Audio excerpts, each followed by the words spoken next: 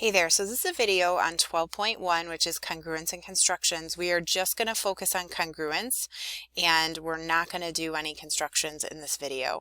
There are a lot of really good YouTube videos that show constructions being done. You need a compass for those, so with the technology that I have here, I'm not going to show that in this video. So for congruence, we're going to look mainly with triangles. So in this first example, if you could imagine this green triangle, triangle ABC, if you were to place it on top of triangle RST, you'd find that every single point lines up, all the angles are the same, all the sides are the same, that the triangles look the exact same size. So when this happens, what we say is that these triangles are congruent. Congruent triangles are triangles that are the exact same. And when you have congruent triangles, you can see the mapping down here. We can write a congruence statement like triangle ABC is congruent to triangle RST. And it's really important the order in which we write these statements. So we can start by writing triangle ABC in the beginning. That order isn't really important. But if we decide to write ABC, then the way that we name the next triangle, the triangle it's congruent to, the red one, we've got to make sure that all the letters match up, all the angles match up. So for example, if we look at angle A and ask ourselves what angle on the red triangle does A correspond to or map to? So this is called a mapping. Well, we would find that it maps to angle R. Okay, so angle A maps to angle R. So that's why we want to put A and R first. Angle B is going to match to angle S. So that's why we followed R up with S. And then angle C is going to map to T. So C goes with T. So we didn't have to start with ABC. We could have started like another way to write it. Might have been, I don't know, CBA. That would just be another example. But we would have to write this second triangle as, so C ends up pairing with T, so we'll write T first, B pairs with S, so then S, and then A pairs with R. So we would write it like that. So there's many other ways that we can write these congruent statements. You just have to make sure that the order in the one triangle lines up with what it's congruent to in the second triangle. Okay, so then there's labeling the triangle. So we figured out what matches with what. So the way that we're going to label this, let me just erase this now, is we're going to use arcs to denote that A is congruent to R. And you can just add an arc when you're using the arcs for different angle measures. The other option, okay, there's one option. The other option would be to make an arc and then do a line like this, and then make an arc, 2 lines, make an arc, 3 lines. So you got a couple different ways that you can show these are congruent.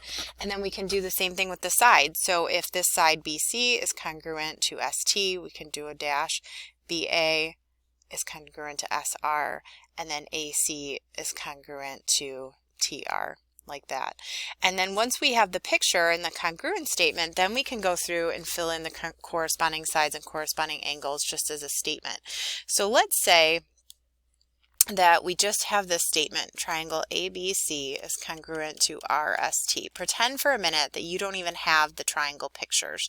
What you can do is you can actually use this statement to fill in the corresponding sides. So for instance, if we look at this first one, side AB, which is right here, you can just look at the first 2 letters in the second triangle, or RS. Okay? Now let's do the next one. So for BC, we've got BC, and that's going to be congruent to ST. And then last, AC, so AC is going to be RT. So you can just look at the congruent statement. And same thing for the angles. So angle B is the second letter, so that's going to correspond to angle S. Okay. Angle C is going to go with T, and angle A is going to go with R. Okay. So we can fill in R, S, T here. All right, so let's scroll down. So in this box, we've got theorem definition about what makes polygons congruent. So remember, polygons are just closed, simple figures where the sides are line segments. So a triangle is considered a polygon. So two polygons are congruent if and only if there's a mapping from one to the other such that the corresponding sides are congruent and the corresponding angles are congruent. So if all the sides are congruent and all the angles are congruent, then you know that the two polygons are the exact same. So let's go through example 1. Number 1 says, list the pairs of corresponding vertices, sides, and angles. And honestly, for this one, we're just kind of eyeballing it. So you can look at these figures and try to see how you could orient them so that they basically lay on top of each other. So this would be a great time. Pause the video and try this one on your own. So looking at this, to me, A is the obtuse angle. So I'm going to put A with R, and I'm going to do that first. Okay.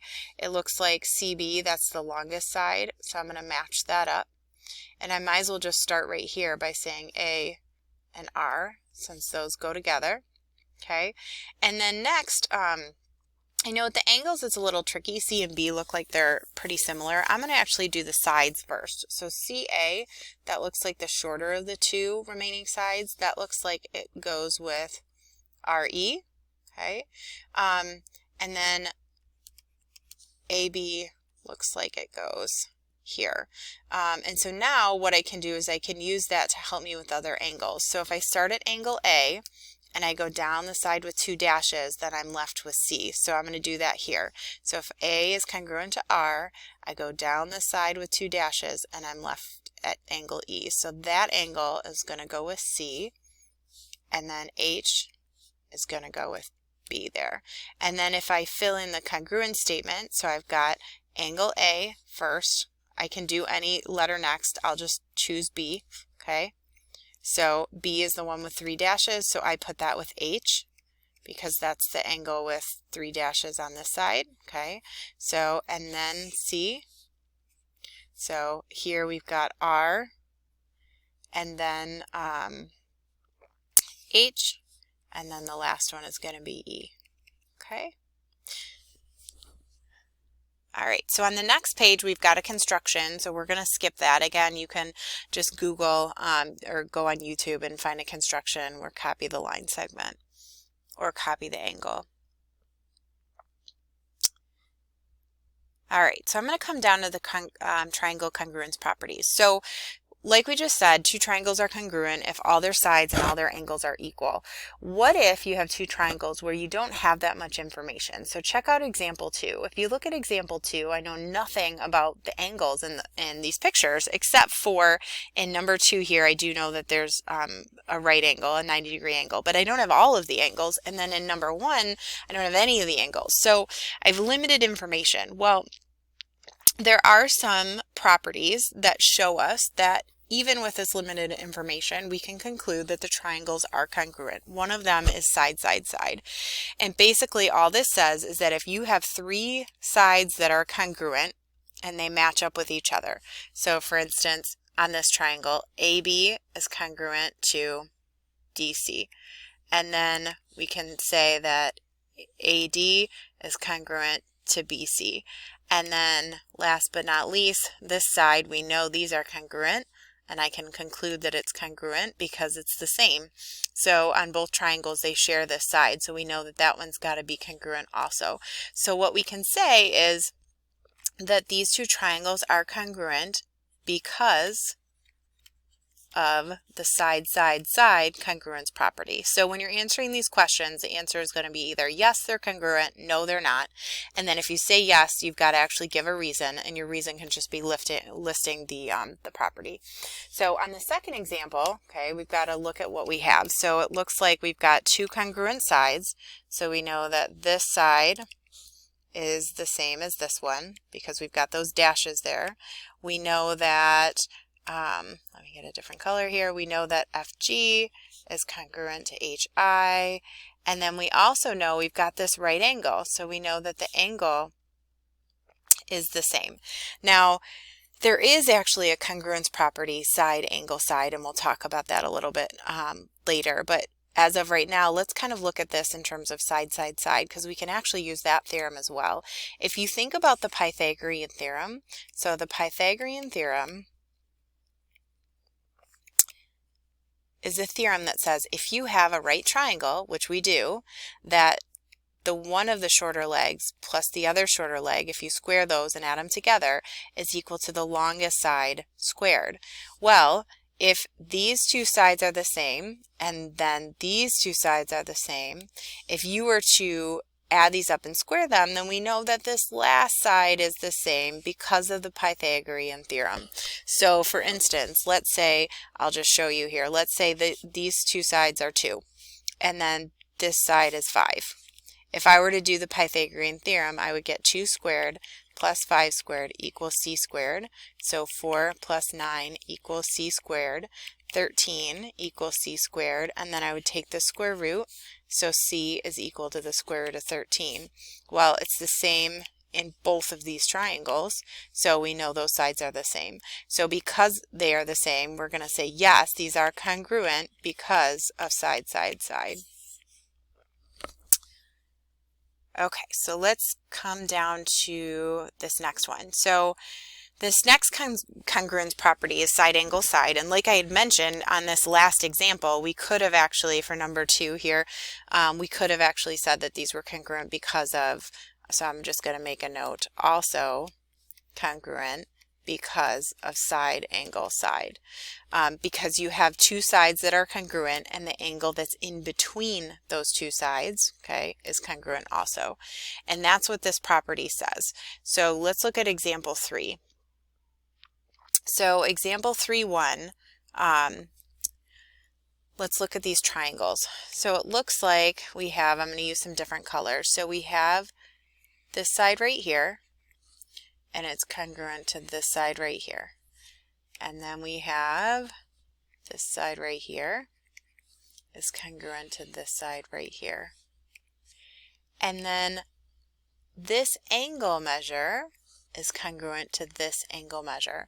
Now, in order for triangles to be congruent by side angle side, it means that the angle must be between, so the set of congruent angles must be between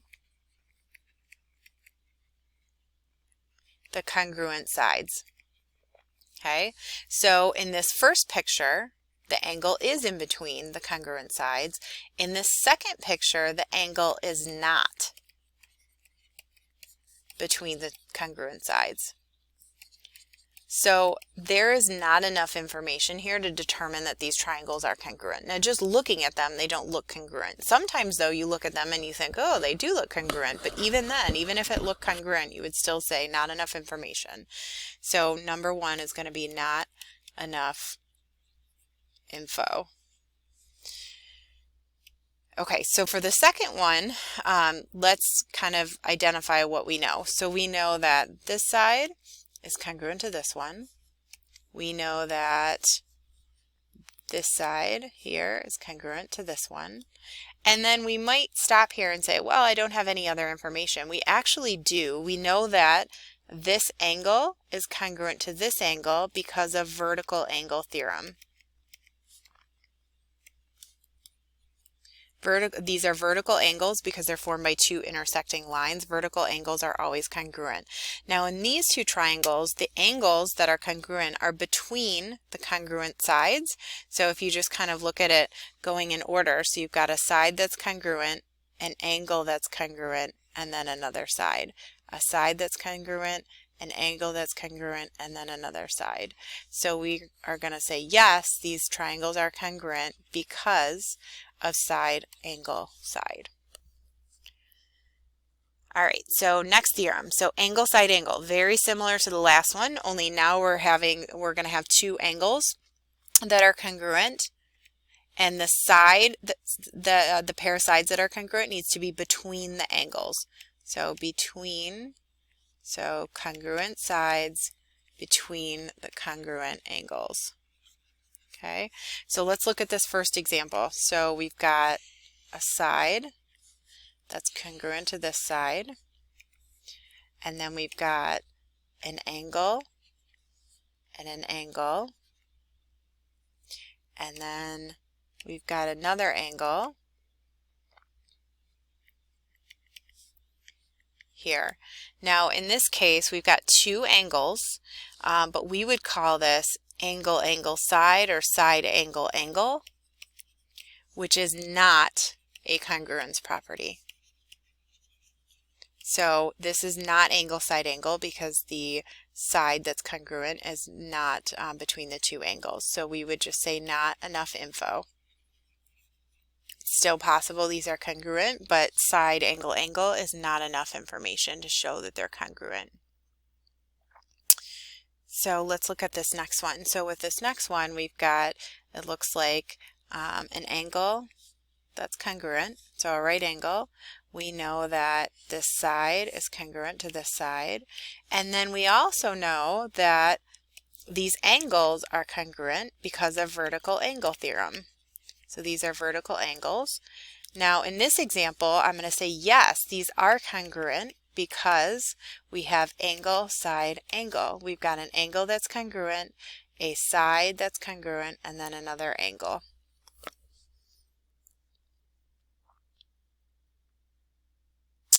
So let's talk about the other two that I didn't mention. So I talked about side, side, side, side, angle, and angle, side, angle. If you think about the other ones that we're missing, so a couple ones we're missing. So angle, angle, side, and then side, angle, angle. Now I'm just going to back up.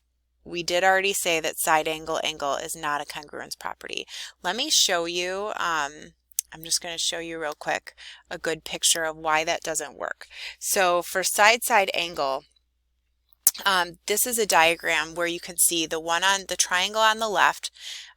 They have two, so we've got two congruent sides and then an angle. So this is SS angle. Or I'm sorry, this would be, these two triangles represent what SSA would look like. And if you look at the second picture,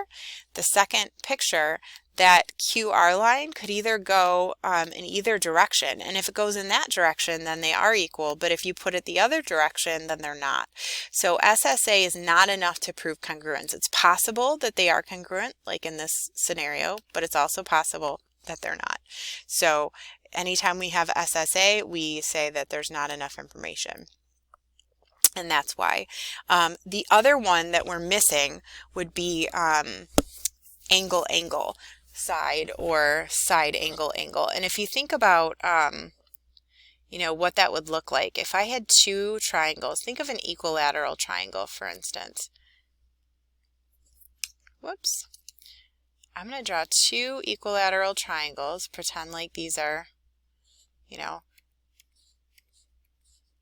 all the same. Okay, so 60, 60, 60 are the degrees of all those angles because they're equilateral triangles. But you can see here that I drew two at very different sizes. So these sides maybe are 3 and these sides maybe are 10. But all of the angles in both of these triangles are 60 degrees because it's an equilateral triangle. So you can see here that angle, angle, angle is not a congruence property. Okay. On the other hand, angle, angle, side is a congruence property. Okay. So an example would, let me draw an example of what that would look like. So let's say you have two triangles. I'll draw that triangle and that triangle. And let's say you knew that this angle matched up with this one. This angle matched up with this one, and this side matched up with this side. So angle, angle, side, going in that order. Angle, angle, side. These would actually be congruent. So add that to your list as well. So if we kind of back up for a minute and just, it might be helpful to just number these. So that way you have them all. You could even write these on a separate sheet of paper. So side, side, side is the first one. That's the first congruence property that we talked about. Side, angle, side is the second one. Angle, side, angle is the third one. And then angle, angle, side is the fourth. And then we know that angle, angle, angle is not. Okay, so this is a no. And I also know that, let's see, side-side angle is a no also. So those are all the properties that you want to list out on your sheet. Okay, so a couple more things. So if we look here, we've got a couple of different theorems here, and if I had a compass, we could do a construction to show this. This perpendicular bisector theorem, there's actually not a picture for this, so let me draw a picture for this. So I'm going to come over here. So if you have a line segment, so I'm going to draw a line segment, and this theorem says that if a point is on the perpendicular bisector of a line segment, if and only if it is equidistant from the endpoints. So the endpoints are right here, and if you have a perpendicular bisector, so a perpendicular bisector, pretend this line is straight, would be a line such that, and it could be a line or a line segment, it doesn't really matter.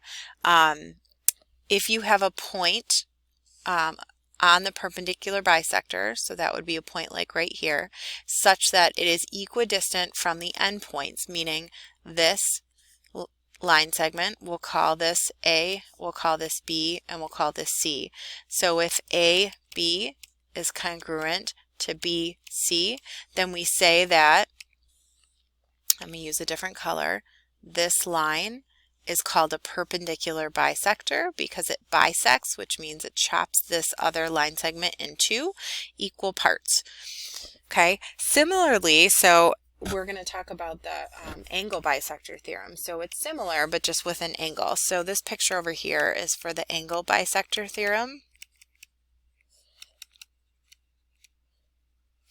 And an angle bisector, let me get a different color. So the angle bisector in this picture would be BD. Okay, so BD is an angle bisector because it cuts angle ABC into two congruent angles. Okay, so we've got an angle here and an angle here, so, and those are the exact same measure, so we say that BD is an angle bisector. All right, on to another theorem. And this you need a compass to show also, but I'll kind of talk through it a little bit. So triangle inequality, let's talk about what this means. So it says the sum of the lengths of any two sides of a triangle is greater than the length of the third side. So if you have three lines, so if we look at this example right here, and you could do this just with a ruler too, if you were to take these lines and try to make a triangle, we know that they would make a triangle if the sum of the lengths of any two of them is greater than the third. So if you look at this side A, okay, and if you were to copy that down below and maybe put that with B, you'd have to measure. I'm just kind of eyeballing this here. Do you see how this line, now this line segment here, is not greater than the third? So because it is not greater, then we would say no, a triangle cannot be constructed because A plus B is not greater than C. It's actually less than C, okay? If you look at the second example though, if you were to put any of these two together, so if I were to put D combined with E, you could see that it's bigger than F. E and F together is bigger than D. D and F together is bigger than E. All of those combinations work. So for this one, I'm going to say yes. All the sides, you know, any two sides when you put them together, so any two sides added are greater than the third. And the only way to really do this is by, you know, using a straight edge and a ruler and playing around and actually combining them all together. Do every single combination, like D and E, D and F, E and F, and make sure that it's greater than the third side. All right, so that's it. I'll see you in video 12.2.